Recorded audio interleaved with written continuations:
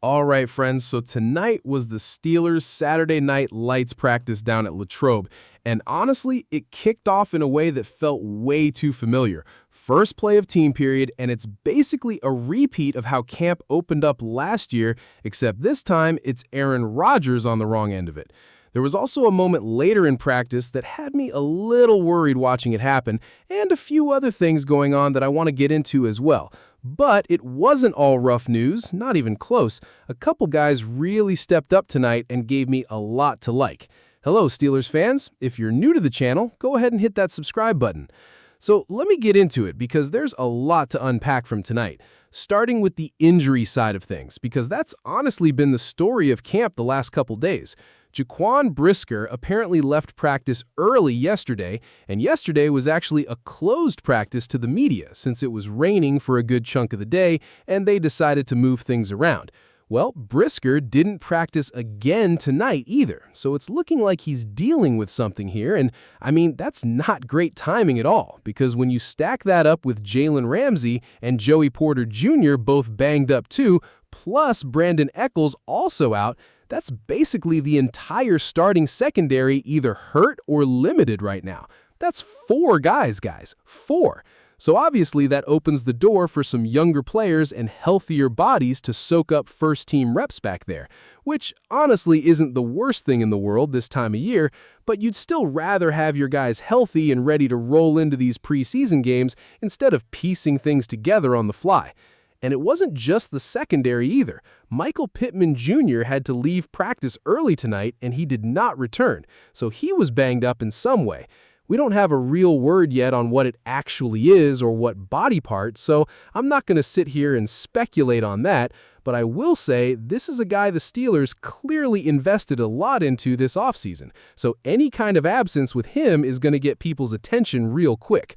I'm hoping it's nothing serious, and honestly we'll probably know more in the coming days, but that's definitely one to keep tabs on.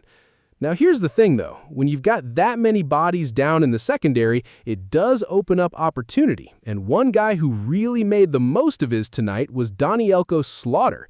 With Brandin Echols and Jalen Ramsey both out, that opened up starting slot reps for him, and I gotta say, he looked pretty solid out there.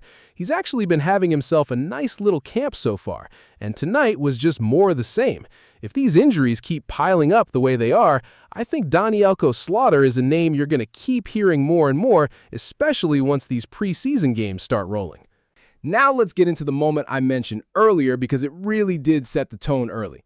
First play of team period tonight, and it's almost like deja vu from last year's opening day of camp, except this time, instead of a pick 6 off Aaron Rodgers to Patrick Queen, it was Aaron Rodgers throwing one to Jamel Dean to kick off the Saturday night session. Roman Wilson was running an out route, the ball got thrown too far inside, and Jamel Dean just sat on it and took it the other way. Now look, that's not what you want to see to start things off, obviously, but I will say Aaron Rodgers settled in as the practice went on, and honestly, the whole offense did too. It was just one of those rough opening sequences because right after that, you had Will Howard botching a handoff exchange with Lew Nichols that the defense scooped right up, and then Mason Rudolph nearly threw a pick himself to Dalen Everett. So yeah, it was a sloppy start across the board for the offensive side tonight, not just on Rodgers.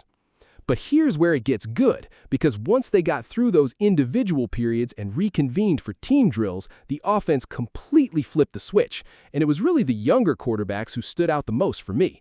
Will Howard had himself a strong night throwing with real touch and pushing the ball down the field with a lot of confidence. He continues to build on what's already been a really strong camp for him, and if you're wondering who's making the loudest case to be this team's backup quarterback this year, I think Will Howard just keeps adding to that resume every single day out there. Then you've got Drew Allar, who honestly was just chucking bombs all night in the best way possible. Multiple throws, 30-plus yards down the field, right on the money, guys just tracking him down and hauling him in. Now, to be fair, it wasn't a flawless night for him either. There was a screen pass in there that got dirted pretty bad, so you can tell he's still that guy who's figuring out the consistency piece of playing quarterback at this level. But when he's on, man, he can really sling it, and that's exciting to watch develop. Now, moving over to the guy who's just been an absolute problem for defenses all camp, and that's DK Metcalf. He had himself a wild 50-50 ball win tonight down the sideline. Aaron Rodgers puts up a real nice deep ball for him, and even though Asante Samuel Jr. is a lot smaller and was draped all over him the whole route, DK Metcalf just rises up, mosses him, gets 2 feet down inbounds. That's just an elite catch, honestly. And it wasn't a one-time thing either, because a couple plays later, he comes down with a one-handed grab too. I mean, at this point, I feel like I'm running out of new ways to say how good this guy has looked through camp. He's just been that dominant. Now, another receiver who's quietly been building a really strong camp of his own is Brandon Smith. Whether it was Will Howard or Drew Allar throwing him the ball tonight, he made a really nice diving grab on one from Drew Allar in particular.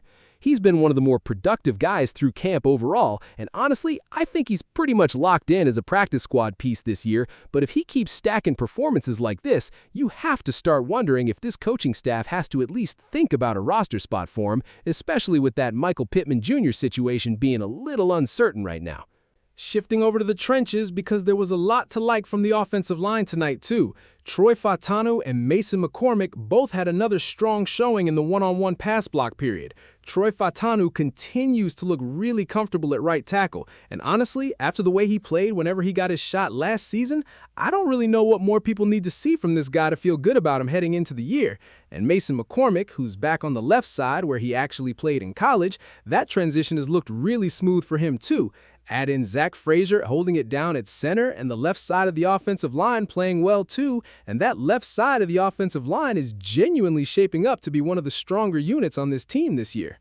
There was also some good news with Broderick Jones, who honestly might have had his best day of camp today. He had a really nice one-on-one pass block rep against Nick Herbig where he straight up took him to the ground, plus a couple other solid reps on top of that. This guy's still working his way back up to full strength after a long rehab process this offseason, so seeing him start to look like himself again, getting more comfortable and physical out there, that's a really good sign for where he's trending.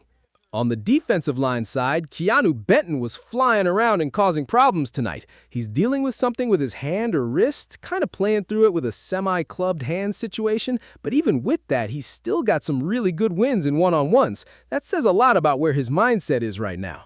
And then there's Gabriel Rubio, the 6th-round pick, who continues to flash in a real way. I had him penciled into my roster projection heading into camp, but the more I watch him play, especially now that pads are on, the more I'm starting to think he's not just making the roster. He might genuinely be in line for real backup nose tackle reps this season. That's a nice problem to have. Now, shifting to run defense, because this is an area I keep coming back to, Derrick Harmon was really impressive again tonight. Last year, he flashed, but was clearly playing through some stuff physically. And now, heading into year 2, fully healthy, you can just tell his game as a run defender has taken a real jump. Still some room to grow as a pass rusher, sure, but with the amount of pass rush talent this team already has along that front and coming off the edge, if Derrick Harmon can just be that stabilizing force against the run, that's a massive addition to this defense. And right there with him is Payton Wilson, who's been trending in a really good direction as a run defender too. There was one specific rep tonight where he shed a block from Darnell Washington, which if you know anything about Darnell Washington, that's not an easy thing to do. He's one of the best run-blocking tight ends in the entire league. Payton Wilson shed that block and brought down Jaylen Warren in the backfield. That's the kind of physical, aggressive play that this staff has clearly been asking him to bring, and it's showing up more and more.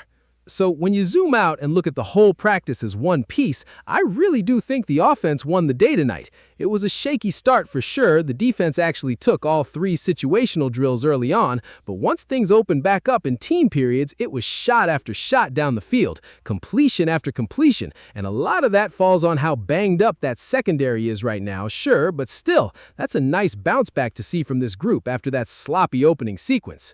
That's what I've got for you from tonight's session, guys. Team's off tomorrow, so we'll be back with more updates once they reconvene. And as always, I really appreciate you all rocking with me on this channel. Drop your thoughts down in the comments, let me know who stood out to you tonight, and I'll see you in the next one.